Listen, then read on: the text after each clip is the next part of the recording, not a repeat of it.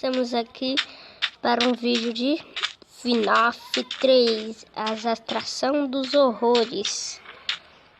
Eu coloquei um mod para fazer a sala, né? Tem o mod da Fredbear, tudo um monte. FNAF 1, FNAF System Location, FNAF 6. É muito da hora. Bom, bora pra pizzaria. Sai Creeper daqui. Trabalhando no vídeo, cara. Foi mal. Bom mesmo. Cuidado com o coronavírus, hein? Vamos lá, galera, colocar em primeira pessoa. E bora mostrar a pizzaria. Isso aí é o Springtrap, né? É muito louco, mas eu coloquei um Springtrap que anda. Se aí se mata, ele não fica sentado, mas a Raposa Fox sim. Eu vou mostrar no final do vídeo. Vou mostrar a pizzaria. Ela é bem pequena. Eu vou aumentar ela. Provavelmente no próximo vídeo vai ter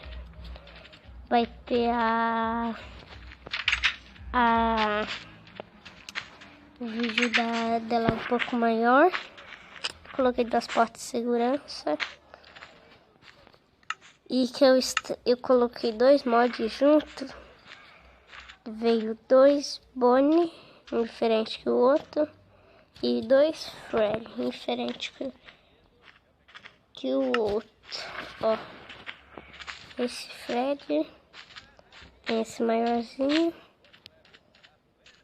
E esse Bonnie, que é mais idêntico. E deixa eu ver. E esse aqui. Calma aí. E esse aqui, quer dizer, fiz o errado. Aí. E aquele ali que é super feio. Deixa eu matar isso aí, né? É bem facinho com essa espada da nova atualização. Já foi pra bala. Já foi pra bala. Foi pra bala. Agora eu só vou mostrar uma coisa pra vocês, né?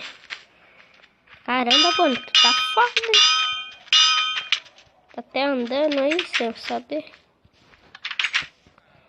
Olha aqui, ó. E aí, Fox, tudo bem? Agora tu vai pra bala.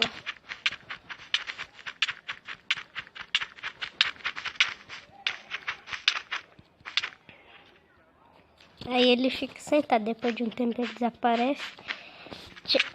Esse aí não é o Springtrap certo, que senta, que eu sei. Mas vamos, né? Eita, bicho bravo. Parecendo a festa. Vai fazer a festa aqui não. Cadê o Spring Lock? Esse aqui é o certo. Sai. Viu, galera? Esse não anda. Viu, galera? Ele fica sentadinho. Fazer a capa do vídeo dele.